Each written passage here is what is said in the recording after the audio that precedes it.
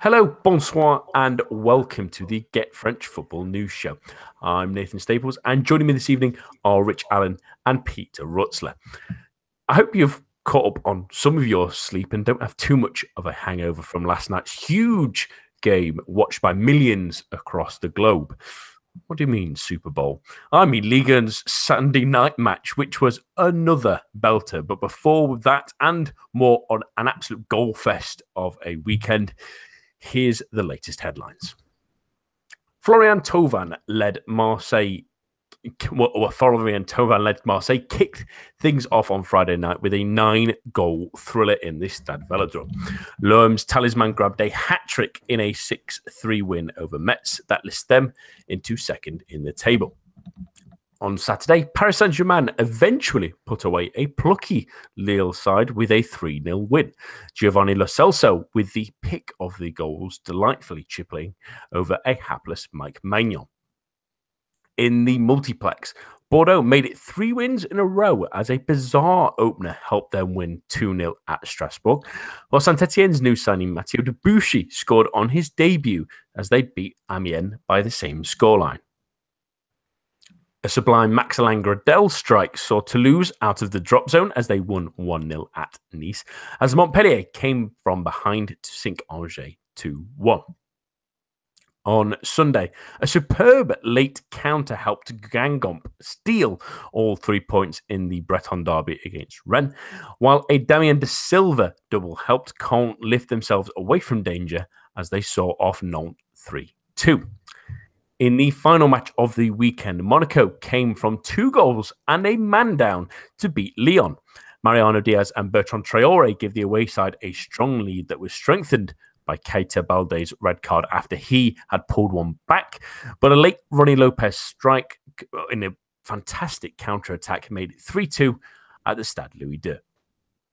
And that's all for now. But for all the latest news in the world of French football, head on over to our website at www.getfootballnewsfrance.com and follow us on Twitter at GFFN. We start with what should now really be trademarked as the Super French Sunday nights, as they poured out yet another cracker. Fabulous and intriguing game, Rich. Monaco showed real moxie in this one, didn't they? Compared to what we've maybe seen in the last couple of weeks, especially, for example, against Marseille a week ago as well. They just showed a little bit more gusto in this one, didn't they? They did. They sort of seemed to have quite a few things go against them, yet came out of it with all 3 points. So I think there's huge credit to the players and huge credit to Leonardo Jardim for that. To have gone a goal down and then two goals down within half an hour, to have lost the first choice goalkeeper, although question marks remain whether that's truly a disadvantage or not, because Subasic looked like he was going to be on for one of those nights where he's just a shadow of the self that we saw last season. So to have seen that happen, I think it would have been very, very easy. And having seen also how well Lyon have been playing at times this season, I, for one, thought, this is going to be an excellent performance for Lyon. I was starting to write things up about how well they play against the top teams in Ligue, and actually it's the sort of slightly inferior teams that they struggle against. And there was then the sort of quick fire double in return from Monaco, when you thought, oh crikey, okay, this is going to topsy turvy. This has gone back the other way, and then stroke of half time, then we got the red card. Which again then just made you question of, for a second, third time in 45 minutes was the game turned on its head again. Second half, I think owed a lot to Lyon's lack of ambition. I think Monaco, yes, they showed some great resolve, and never say die attitude, culminating in that late winner for Ronnie Lopes. But I mean this is a game that Lyon should have wrapped up. I mean, the sort of lion's share of possession in the second half to an almost obscene level. I was looking at some of the Opta stats from the second half, and bearing in mind it was 10 players against 11. Lyon had 76% of possession, so as opposed to 24% for Monaco. 275 passes against 56 passes in favour of Lyon. You know, it's utter domination. But at no time did you ever really think they're going to score. It almost seemed like they were happy to be playing out the draw, which is quite a bizarre tactic, I think, deployed by Genesio, and he himself will come under a lot of stick, rightful stick, for this, because the way that Lyon have been playing. Okay, the game against Bordeaux last week was a bit of a blip, but we have seen, how great this Lyon side can play this season. There's no way that they should have come away with this without even a point. So, as much as we should rightfully credit Monaco for a real gutsy performance, they owe a big big debt of gratitude to the sort of timid, tame way that Lyon played that second half. Yeah, it was a strange one, really, Peter. You would think in these kind of games, even with big teams, that going down to 10 men, it should be the impetus on the home the side with the extra man to really push on and go for a winner. But in the second half, Lyon seemed like they were out of ideas. They were striking a lot of bits from distance, and in essence, and I want to focus on Monaco really in this moment, they were probably the better side with the better chances and showing that counter-attacking football that, in a way, was reminiscent of last season. Yeah, no, I completely agree with what Rich was saying, and in the way that Lyon played in the second half and with the man advantage. I will go on to them in a little bit, but it felt like there was no plan B, and there was no. Clearly Genesio wanted the point, but the way they were playing, the dominance on the ball, the speed is something that was really quite striking of how fast they were moving the ball, was nowhere near quick enough. And Monaco punished them, and they were very effective. And yeah, there was definitely the elements to last season, that firm rear guard, but less so, I would say, in terms of the overwhelming attacking performance. But the way they got the ball forward from back to front was really effective. And with Falcao, and then obviously he went off injured, and then when Stevan Jovetic as well, when he came on, he offered them that focal point up front, and you saw that with the winning goal. It's really terrific hold-up play to bring Lopes into it, and Lopes seems to benefit from that sort of setup. He's a quick player. We've talked about him in pods in the past, about how he likes to get beyond defenders, but beyond fullbacks. He is a creator, sure, but that's not his primary asset. He's also got that speed, that ability to stretch defenses, and we saw that. And he caused Lyon all sorts of trouble, and topped his performance off with an excellent goal. The way that Monaco set up, I think, once they sort of reclined into their shell when they were down to 10 men, did suit them. It didn't expose their weaknesses. When you've got Raji at left back, who's not going to offer you very much in advanced positions, it just lended itself more neatly to how they were structured. There were less space in behind to be exploited, which Lyon have done so ruthlessly this season, finding gaps, running between the lines. Ndombele, for example, loves to break between the lines, but he wasn't able to do that because Monaco were very tight and they were very disciplined. And I think that was not that often that you say that 10 men can play into a side's hands, but it did a little bit, I think, for Monaco, and it helped them to they knew what their setup was, and that was beneficial. But as Rich was pointing out, I think Lyon didn't ask many questions at all. I mean, in the first half, when they went 2-0 up, they were exploring options, both sides, through the middle, really asking questions. In the second half, it was just, they failed to do that. And a lot of their play came down the left-hand side. And I was relatively impressed with Ferland Mendy, but it was the same thing over and over again, and it wasn't working. Crosses from the left-hand side, headed away. Depay not offering very much, not running in behind. And so they didn't stretch Monaco in the way you would expect and the way you need to when you're playing against 10 men. So I think, for sure, Monaco was a great defensive display. And it's really good for Jardim as well, especially as earlier in the season we were criticising them quite a lot, especially, for example, Jemison after his wretched week where he put in a Ligue rating of 1 against Leipzig, and there were some real fundamental questions being asked. We're thinking, well, they've got to have alternative options, but Jardim will be really pleased that they were able to be so solid with 10 men.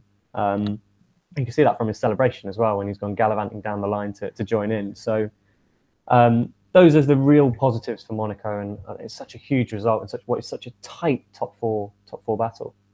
Yeah, what I really love about that Jardim celebration is he's exuberant. He's like, yes, we've scored the goal, and then as soon as they sort of move away from him, he's like, now focus. Everyone, get back in line. Think about the rest of the 3 minutes left of the game. It's a great moment, showing that he leveled his head a little bit. He realised maybe he went a bit gung ho, and has to remember that there's still time left. Lyon are still a good team and dangerous, but.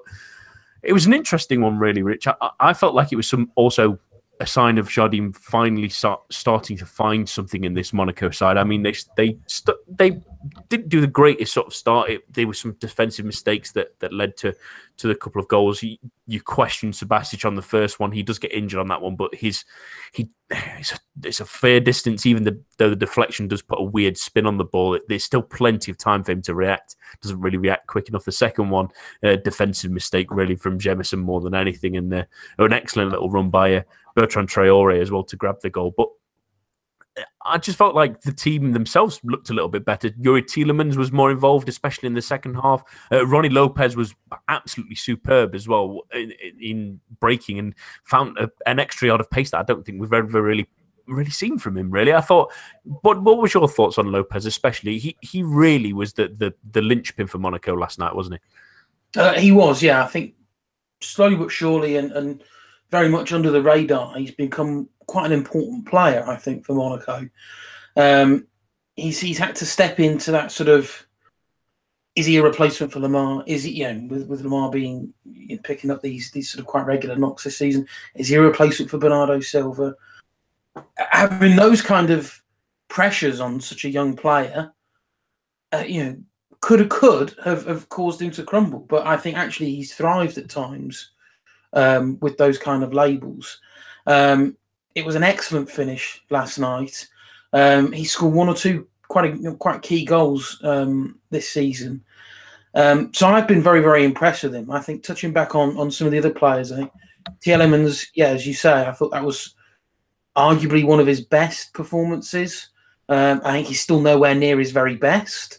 But until I think he gets a settled role within this side, we won't see that. I get the impression with Jardim that this initial first season and certainly the first half of the season was very much a let's see about getting my sort of cards in order of how I want this team to look.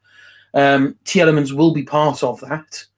And I think that the game last night has gone a long way to sort of reminding Jardim just what a talented player Tielemans can be and what he can offer that side. Because it was only a glimpse last night, but it was still a lot more than we've previously seen from him.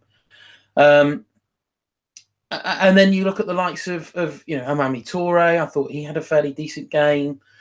But yeah, I was very, very impressed with Lopes. I think it would have been very easy this season for him to really struggle within this side. But I think he's been one of the young players who sort of stood up, said, you know what, I can be a part of this team going forward. Sort of post the big name players that left last summer. I'm a player that you can look on to rely on going forward. Yeah, and I was a little bit disappointed really in Keita Balde that I thought he started the game relatively well, and he took his goal very well as well. I thought the fact he sort of grabbed the game by the scruff of the neck for them at that moment and grabbed a really impressive goal with a great run and a good finish was a real statement of intent. It's just a shame that a silly booking for kicking the ball away and then a really deserved booking for the second one.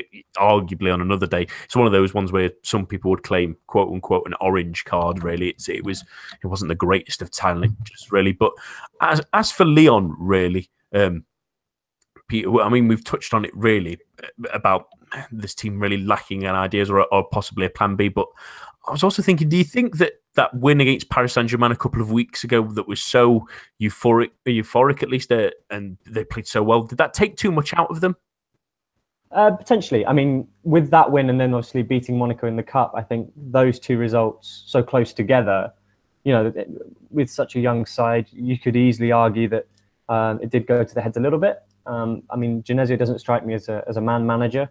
He doesn't strike me as the type to focus on the psychological aspect necessarily of his charges. So maybe you can make that claim. Against Bordeaux, they were outdone in terms of intensity as much as anything. And we saw that in the second half. And they switched off again, Lyon. They raced into a 2-0 lead, and they thought the job was done. So maybe you do have that sort of that edge to your mindset where you think, we're 2-0 up again. Aren't we great? We're going to write the headlines about us again.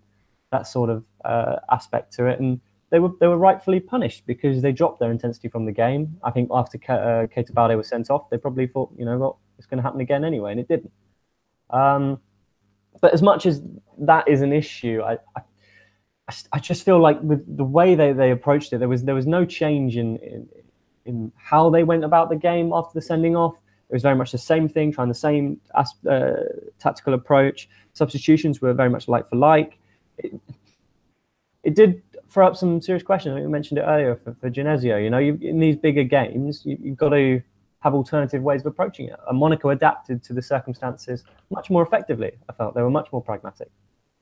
An interesting point I saw on Twitter from our own Out Divin about Nabil Fekir as well, Rich. At home this season, he scored 12 goals, 2 assists, and just the 1 booking. In away performances, 4 goals, 3 assists, 5 bookings, and made the statement for a second week running that he didn't really get involved in the game as much as we'd expect a player of his quality to do.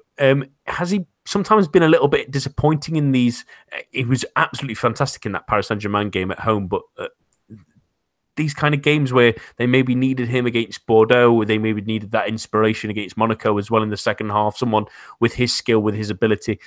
Is it a little bit disappointing that he's not coming to the fore in these moments, which might, in essence, hinder something like being voted the best player in Ligue 1 this season, which it looked like he'd be a runaway winner of? Yeah, I think what we're seeing with Fekir is that he's just struggled. I think when opponents bring them, take the game to Lyon. I thought Lyon were very much on the front foot from the start against PSG, whereas in the game against Bordeaux and the game last night, although Lyon came out of the traps fairly quickly, Monaco pinned them back, and then from then on, it didn't seem like Lyon were able to get a grip on the game and really cause the issues to Monaco, and then as we saw in the game against Bordeaux as well. So it's not a question of him not being able to perform in the big games, or him only choosing to perform in the big games, because game against Monaco, game against the champions is a very, very big game, especially with them being such a direct rival for that second place. So I think it's just he struggles, and maybe it's not just him. Maybe it's the way that Lyon set up. Maybe it's Genesio's tactics and style of play, that perhaps when a team get on the front foot against Lyon themselves, Fekir perhaps struggles to impose himself on that game. This isn't the first time that we've seen a fairly anonymous performance from him. I'll give him the benefit of the doubt that by rule of thumb, we've seen more excellent performances from him than anonymous performances. But, yes, as you were saying at the start of the early part of the season, we were all full of praise for him. He's back to his very best. And I do believe that he is back to his best. But I think we also can't forget that I think there is still a little bit of rust there. He did have so much time out with that injury at such an important time in his career. And of course, then he's got this responsibility of captaining this side now. He is seen as a senior player. He's seen as a figurehead of this team. I think there are going to be games, unfortunately for him, where he's going to have to think, and perhaps it's a perfect marriage with the Lyon side. Is he needs to work out his own plan B. If teams are going to deny Lyon possession or harry them when they do have the ball, Fekir just has to work out, well, how can I adapt my game to meet the style of play that's going on. Yeah, maybe to shift to a different gear or a different level.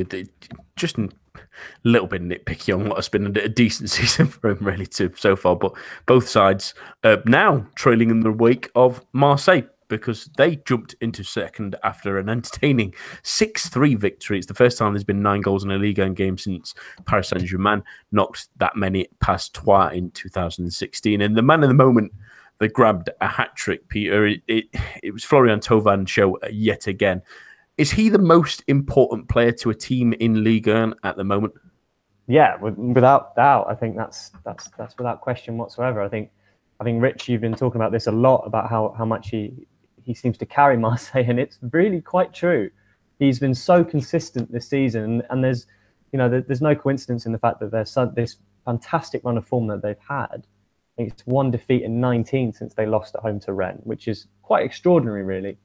Has come off the back of this fantastic form from Florent Thauvin. I mean, 13 goals, 10 assists. He's on the same level as the return that Neymar's giving at Paris Saint-Germain. And Neymar's playing with a team of stars, essentially. And Thauvin is playing with the team of, well, let me think the right word, utility men at times, with the added gloss of a few extra talisman. So I think that's not to overdo it too much. Of course, you have to praise the role of Luis Gustavo. Morgan Sanson I've been impressed with, and Mondonda's got them out of jail a couple of times as well during that time.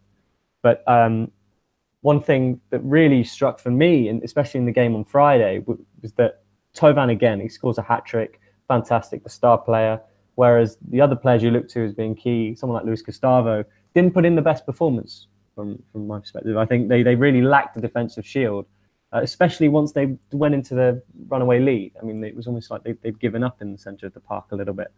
And that really did leave their relatively slow and aging back four in a bit of bother. But Thauvin, again, putting in the fantastic performance. And now the question is, the big clubs are interested in him again. I mean, there's talk this week, I was reading, that clubs are circling, and the transfer fee is his value may be worth 70-odd million. Who'd have thought that? Which is quite extraordinary. And on his current form, you can't take that away from him. You can't say that he's not worth that. And it becomes even harder, much harder for Deschamps to even consider overlooking him in the summer for the World Cup. That's the thing. Newcastle fans, bless their hearts, must be scratching their heads at how he's absolutely turned his career around, really, in becoming what is potentially a 50, 60 million pound player from what was seen as a flop, really, at Newcastle. And he's been a real leader on the pitch. He's been terrific. He's been absolutely crucial to what Marseille have done this season, Rich. But also, like I saw you mentioned the other day, he probably is on at least a plane to France, but he's absolutely, you'd say he's probably still third and fourth in line for the French team, but he is in the form of his life. He absolutely is. Feel free to quote me on this one, because I don't say these kind of things often about Marseille players, but at this moment in time, he would get my vote for player of the season, and that's not just for Marseille, for Ligue 1. I think his contribution to Marseille has been at times ridiculously significant. We're into double figures for goals and assists. There's very few players in the league who've achieved that or who will achieve that this season. I know people will probably point to Neymar, and probably Neymar will probably end up winning the end of season award. But I think, as Peter was pointing out, you've got to take contribution to, contribution and how that fits within the team. And as Peter rightly said, Neymar is surrounded by brilliant players. Thauvin isn't. Ultimately, he's surrounded by some good players, but nowhere near to the standard that Neymar is surrounded by. So for me, Thauvin has been, if you'd have asked me just before Christmas, I'd have probably still ever so slightly put my vote for Fekir, purely because of, I just think of what has been expected of him and the perhaps pressure that he was under. But Thauvin has kicked into another gear, I think, since the turn. I mean, he's already operating a very high standard, but has kicked into a completely different gear post-winter break, and it does baffle you. And it only goes to show the level of quality that France and Deschamps have at their disposal, that he isn't a guaranteed member of that World Cup squad. He could still hit another 7 or 8 goals and assist another 7 or 8 goals as well, and he still wouldn't necessarily be a guaranteed starter. But it's, I've been very, very critical of Thauvin in seasons past for failing to live up to what we initially saw way, way back when he was playing for Bastia. Attitude problems played a big part in that. I think the way that he left Lille left a very sour taste in many people's mouths. I think he really failed to, or flattered to deceive at times during his first stint with Marseille. And maybe that failed spell with Newcastle was what was needed to sort of get his attitude in the right place, because ever since he's come back from the Premier League, he's been a completely different player. And so, credit where credit is due. He's having a terrific season, best season. This is the best we've ever seen him play. And Marseille will be absolutely desperate to keep hold of him come the summer. Yeah, I mean, it's crazy to think that some other big clubs in Europe will be circling around him and trying to bring him back. I do hope he stays, because if Marseille can maybe just start building a couple of players around him, now they're in second and now they are performing better, especially in these bigger games as well, that they might be finally starting to get something. But it might be strange to say, really, that it was 6-3, and in another day, if you would ask Metz if they'd have scored 3 at the Velodrome, they would have snapped your hand off. But it is at least a little bit of a worry, Peter, that I know being 6-1 up at one point, it's not really too bad to let 2 goals in, but is it a little bit of a worry that they allowed Metz to score the goals that they did in the second half, that those defensive issues might still crop up every now and then? Of course, yeah. No, I totally agree with that. I mean, before I go into that, I mean, as you said, they did race into lead 3-0 up at half time, 4-5. It's easy to become complacent at that point.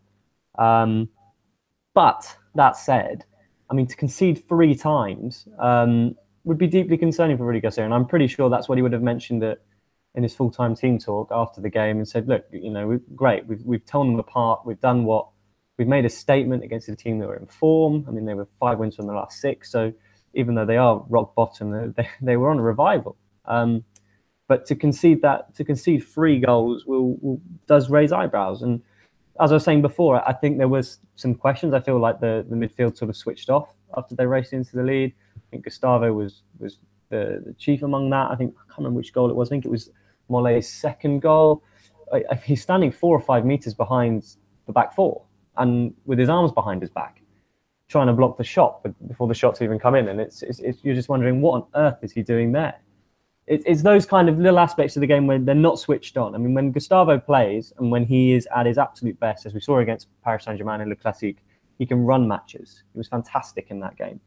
But then, in these kind of games, you've got to maintain that high standards. And that doesn't, of course, leave Marseille's back 4 untouched. I thought Sakai did not do well at left back. I think Mollet had a really good time down the right-hand side, and his form has been really impressive. I mean, he grabbed a couple of goals, 2 excellent finishes.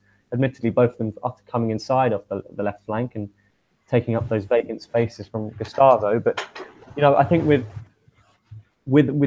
Sakai, I think they will be looking to bring Amavi back once he gets back to full fitness, which shouldn't be too far away now. Again, the questions are raised about Rami and Rolando in terms of their mobility when they are exposed in the way that they were, especially with what felt like a Marseille team were then just going for blood, going for goals, and then leaving them more exposed. That is definitely of some concern.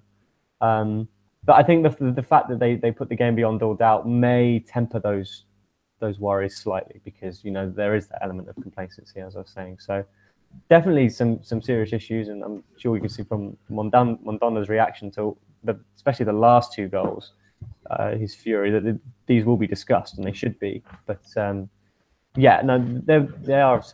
of concern, no doubt. Yeah, absolutely. He wasn't happy in the slightest.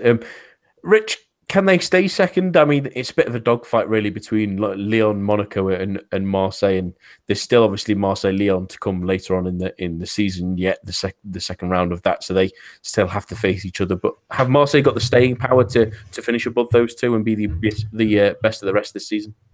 I think there's only 2 factors I think that would make me think that they might not hold on to second. One, I don't think they have as balanced a side in terms of quality from front to back as Lyon and Monaco. I think there's still big question marks, as we've just touched upon, with their defence. I think you match up defender for defender, Monaco have a better defensive outfit. I think Lyon have a better defensive outfit as well. So I think things like that could come and play a key part come the end of the season.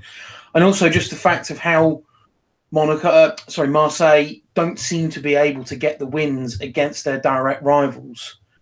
They really do seem to struggle to convert losses into draws into wins when they're playing against those teams that are direct rivals for these kind of spots. So I think those two factors may contribute to the fact that they might not hold on to second. But, if Thauvin is playing as well as he is, even Payet is slowly but surely rediscovering a little bit of form. We've seen a lot more bigger contribution from him in games of late, assists and goals.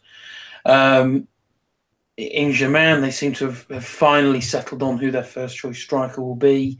That's starting to pay dividends. And Morgan Sanson is as we've known for years now what a quality player he is.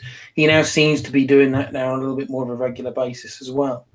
So if all those players are now starting to hit their peak or getting close to their peak, then they still do have a shot. Marseille have been part of probably the greatest percentage of entertaining games that we've seen this season. And I think them over perhaps the other two sides will almost guarantee you goals. It's just whether they can then, not counter that then with also conceding as many goals as they have been doing. So I think that defence could be a key factor coming into the season, along with that sort of getting over that psychological blip of we can perform against you, we can compete, we are better than some of the likes of Lyon and Monaco. So I think if they can get over that, then they are in with a shout.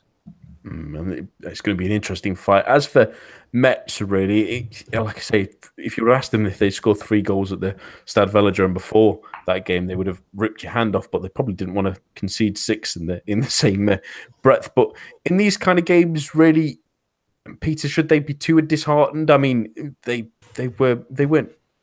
They were really torn apart, really, especially in the first half. Some of the goals were a little bit unlucky. I think Kawashima didn't have the greatest of games, but they had a similar result against PSG and against Monaco. Sorry, and they sort of bounced back from it. But again, other teams above them keep winning as well.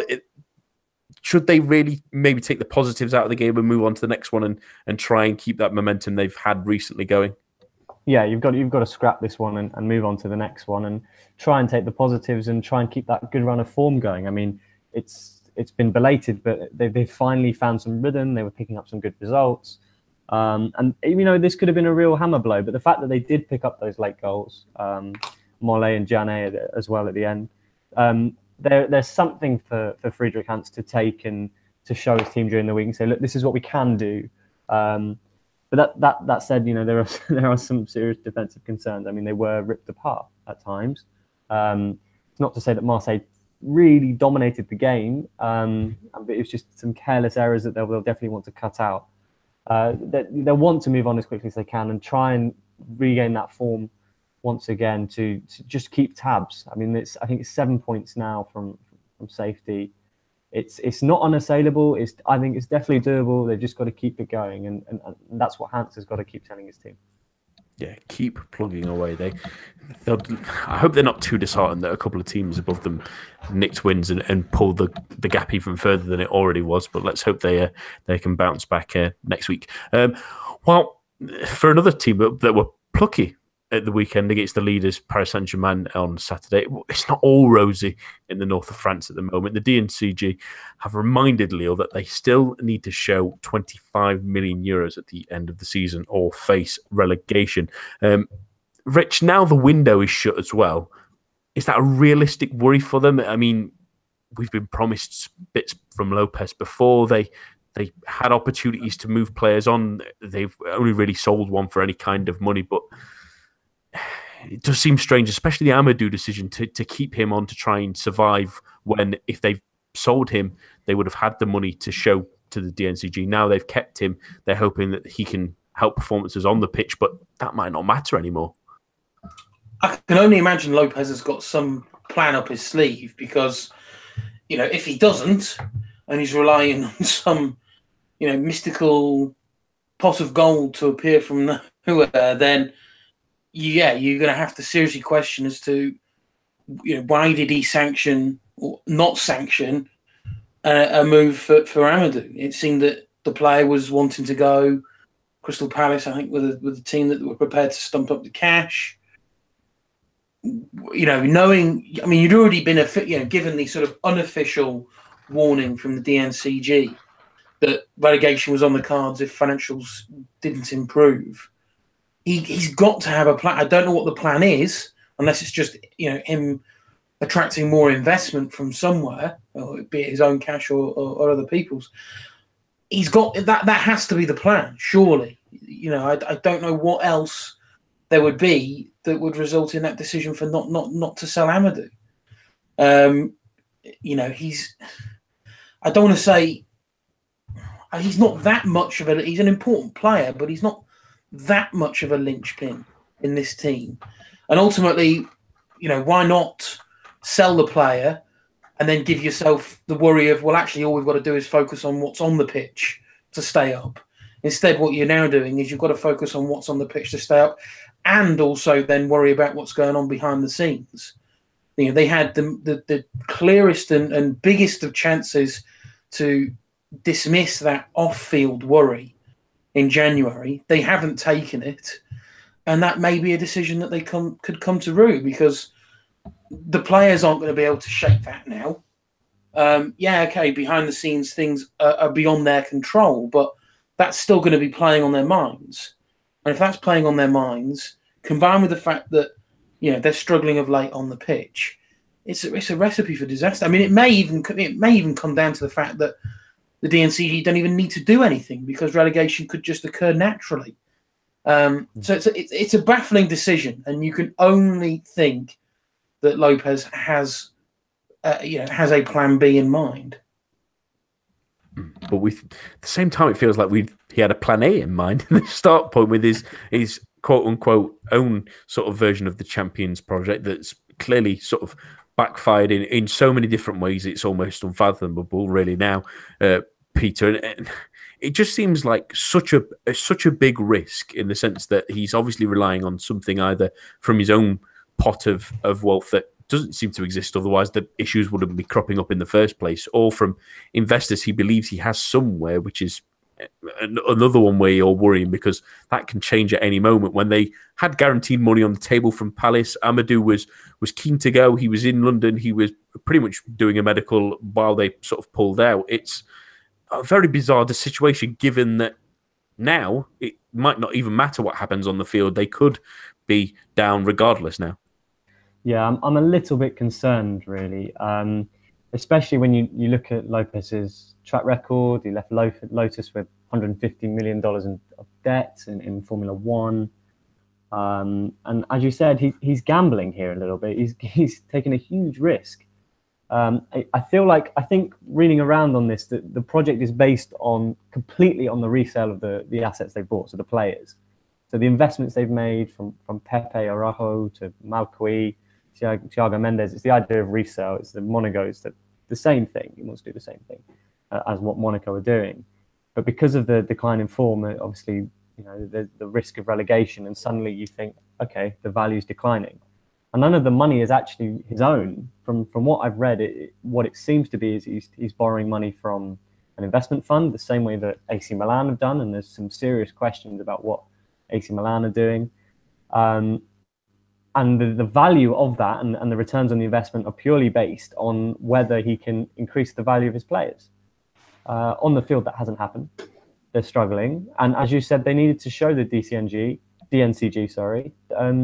that they have money on the table. And there were questions raised from the very start by the French financial authorities about, how he's funding this. Because it seems the whole thing from the start seems so positive. But now, obviously, with the benefit of hindsight and what we're seeing now, it's a major, major gamble. And as you said, if they go down anyway, Lille are in real, real trouble, because the value of their players will decline.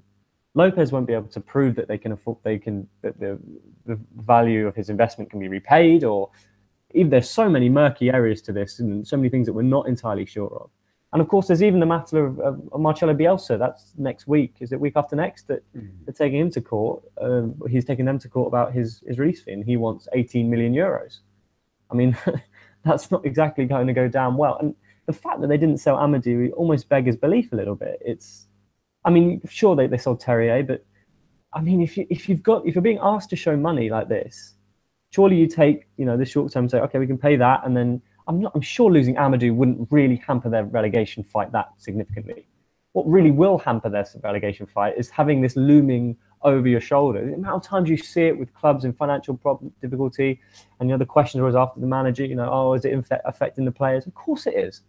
They're worried about whether they're going to get paid and whether they can stay in the homes they live in, or whether their family's going to have to be resettled in the summer. Of course that matters, and it's really quite disconcerting what is going on. I think it's only time will tell to see whether Lopes can produce the money. As Rich was saying, it is a case of, can he produce money from nowhere, or can he show that he's going to be able to repay the money he has borrowed? Seemingly, this isn't his own money that he's used to spend, the 70 million he spent in the summer. So it's worrying. And if you're a Lille supporter, you've got to be really, really concerned at this point. And not selling in January was gambling, and that's not what you want to see with your club.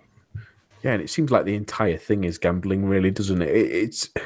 I don't understand how the DNCG and French football are allowing so many clubs to get into these kind of scenarios. I mean, it's worrying enough that they're asking them about their finances and bits like that, and that for some reason they haven't a perfect out. I mean, Martin Terrier was sold for 15 million euros. That works out to about half of what they need. And then Amadou was roughly about 18 million pounds. So that's exactly, not if not more, and you've still got about 5 million to spare there, really. And they didn't do it. He decided against it for whatever reason. And now, like you say, if they are relegated, whether that's by playing or whether the DNCG decide that at the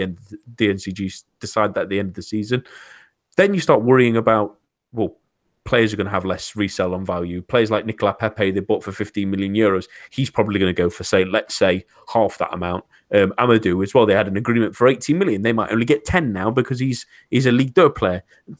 Then they need to use that money to not only finance what he's already paid that he can't pay back now.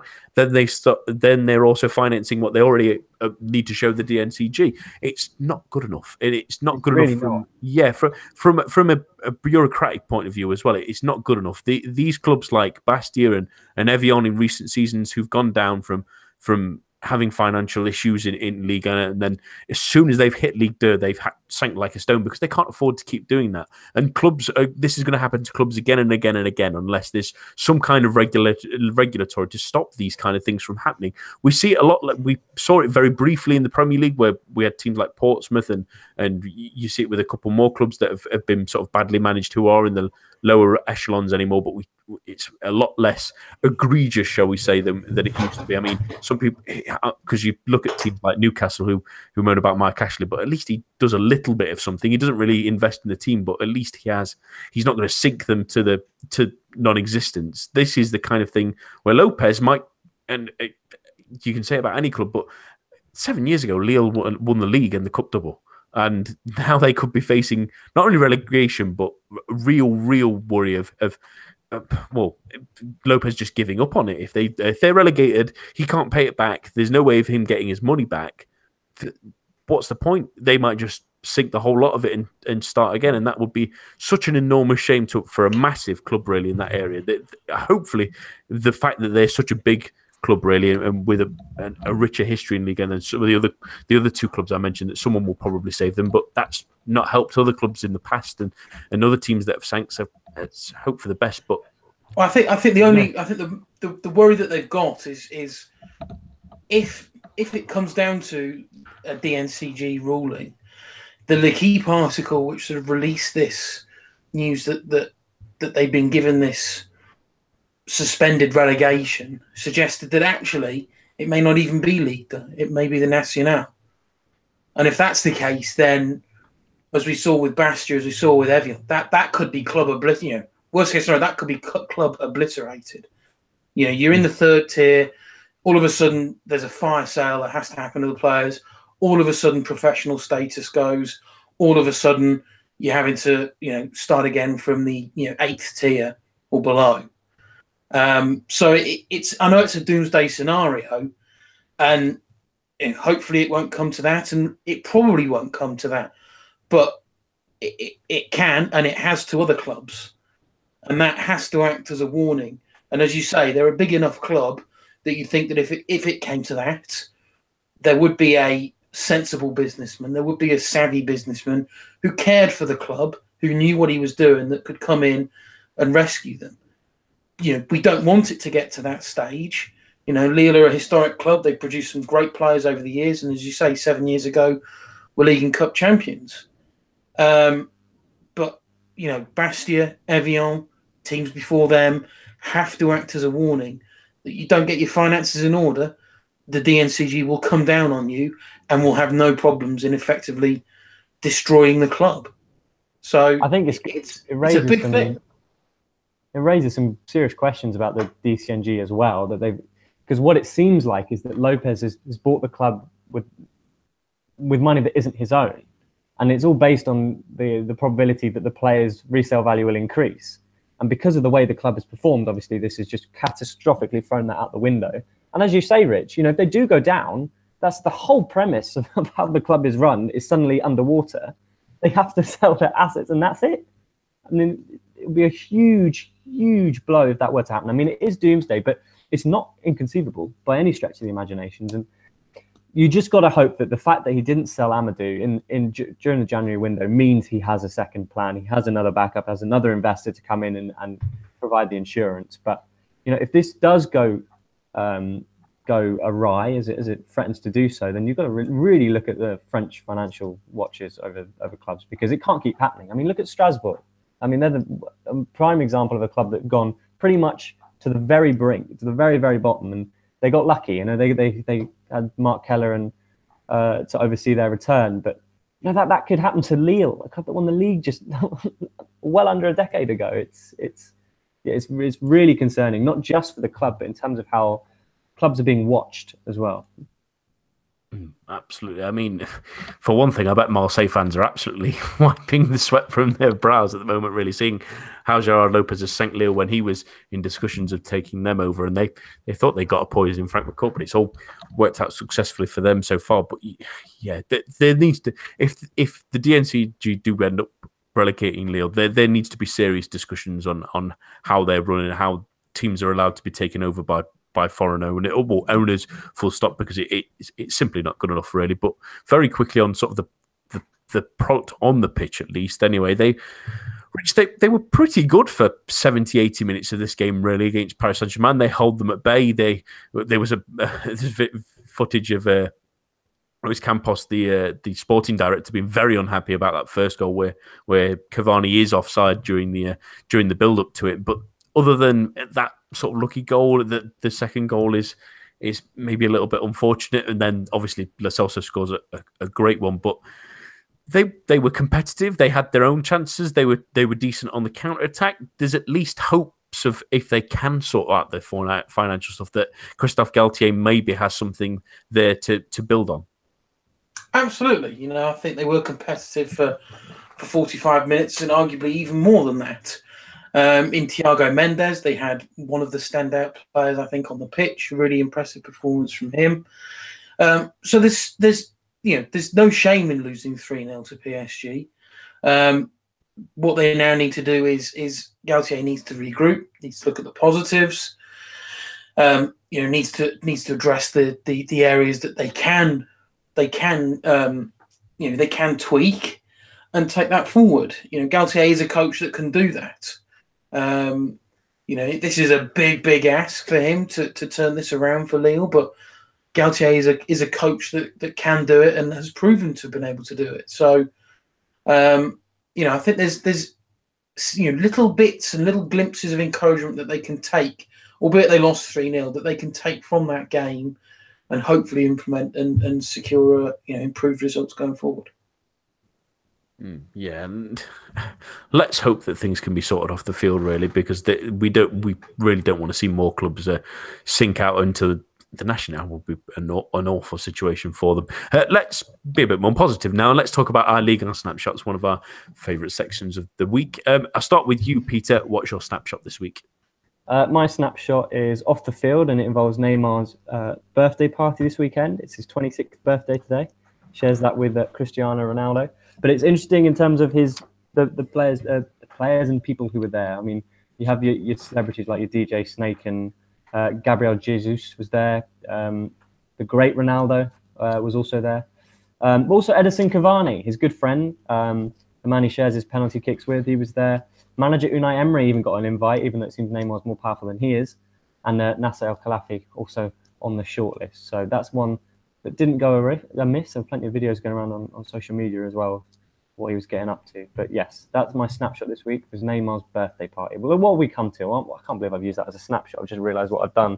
The whole thing has been overlooked by Neymar, hasn't it? I'm gonna leave. What am I doing? Yeah, thank you for the celebrity update of the week for our show, Peter. Rich, what's your snapshot? Mine's a couple of goals from the sort of bizarre to the brilliant. If you can see, dig out Lo Celso's goal for PSG, the third one in the win against Lille. It's an absolutely wonderful finish, edge of the area, just a little dink, left foot, up and over Mike Maignan, top corner. It's a wonderful, wonderful finish. So from the sublime to the utterly ridiculous, and Younes Sankare's goal, early goal in the Bordeaux win over Strasbourg, where it's Jeremy Grimm goes to clear it, smacks it against Sankare, and it just lobs wonderfully over Kamara into the net. Honourable mentions, and thanks for Peter pre-show for reminding me of this painful one of Ngbakoto's last-minute winner for Guingamp against Rennes, breakaway goal, and he catches Kubek in the Rennes goal completely out of position. But it is a wonderful, wonderful finish. And Max Gradle's goal for Toulouse, another terrific curling effort from the edge of the area into the top corner. So some really, really good finishes, and then Younes Sankare's. Yeah, which is probably my favourite goal of the season so far. That and the Emiliano Sala one from before Christmas, where he sort of bundles it in and controls it with his nether regions before getting kicked in the face and scoring it. It's a very similar sort of goal to that one. I wanted to talk about a game that really surprised me, really, on Sunday, and that was Nantes. I mean, Nantes have scored 24 goals now this season. It was 22 before this one. One of the lowest scorers in the top half, and Caen the lowest scorers in the entire division. I mean, one of my favourite stats about Caen this season is they have 3 players that have scored goals for them so far this season. It's either been Ivan Santini, Ronnie Rodelin, or the man who scored the double at the weekend, Damien De Silva, with 2 headers. The only 3 players that have grabbed any kinds of goals for them this season, which is crazy, but a really entertaining game. It was great to see Caen switch it up a little bit. They obviously brought in Crivelli on loan for the rest of the season, and switched to almost like a diamond formation. And him and Santini sounds like the Twin Towers, or like a monster tag team of 6-footers that really, really going to trouble some sides this season, it looks like. I mean, Nantes had to play Leo Dubois more centrally than usual, and he really didn't fancy it against either of those two, really. He gave away the penalty, and both of them were sort of causing havoc, really, and sort of decided by sort of the quality of players like Ronnie Rodelin and Benacer was a really good game. But it shows you the sort of competitiveness of Ligue 1. I thought this season, Caen slowly sort of sank further down towards the bottom of the table, but after a really good start, but a really good result against the Nantes side that are really the best of that middle group, even though they remain in 5th. They neither have been greatly entertaining, but a good game of football for a Sunday evening, and full of interesting goals, as well as hopefully someone else can score for Caen next week. Otherwise, if those 3 get injured, they may never score again. I'm going to finish now on a question we've had entered from our very own Philippe Bargil, who's asked us, as we are sort of in the 2/3 of the way through the season now. There's probably about 13, 14 games left, so we're just about in that sort of space, and that's our predictions of the top 3, bottom 3. So I'm going to start with you, Rich. I can guess who's going to finish top, but who are your top 3 to start off with? I would go PSG, Monaco, Lyon. That's my top 3. Peter? Oh, that's so difficult. PSG, Lyon, Monaco. I'm going to put the trend and say I'm going to say PSG, Monaco, Marseille. I think Lyon might, because of the Europa League stuff, I think Marseille will sort of give up on that, knowing that they might just focus on the league now. And I think that for Lyon might just be enough of a distraction. They might sneak a Champions League place that way, but that might be too much of a distraction for them, at least. Anyway, bottom three then, and I'll start with you this time, Peter. Who do you think will finish in the bottom three? Metz, Troyes, and Amiens, I think, on mine. I'm just hoping that Lille can push on because it'd be dire if they do go down. Rich? As much as I'd like to see a Nolan Roux-inspired great escape for Metz, I just don't see it happening. So Metz, Amiens, and Angers for me. I don't see Angers scoring the goals, really. Yeah, it's a tough one, isn't it, on that sort of bottom half of the table? I think we're all, well, I'm agreeing. Metz and Troyes are probably down. Troyes have been a poor run recently, and they just can't seem to score enough goals, really, to keep teams at bay. And that's a problem for a lot of the sides around there. You look at Amiens, you look at Angers. Amiens have been a pretty poor run of form recently. Lille, with that hanging over their heads, how is that going to affect them over the course of the season? I think probably Lille will stay where they are and probably get into that relegation third place playoff with whoever finishes third in Ligue. But I have a sneaking suspicion that they might possibly just have too much for someone in the second division, at least anyway. That's all we have time for this week. My thanks to Rich, Peter, and everyone listening at home. Join us for the preview show on Thursday, and the main show will be back at the same time, same place next week. A bientôt, and goodbye.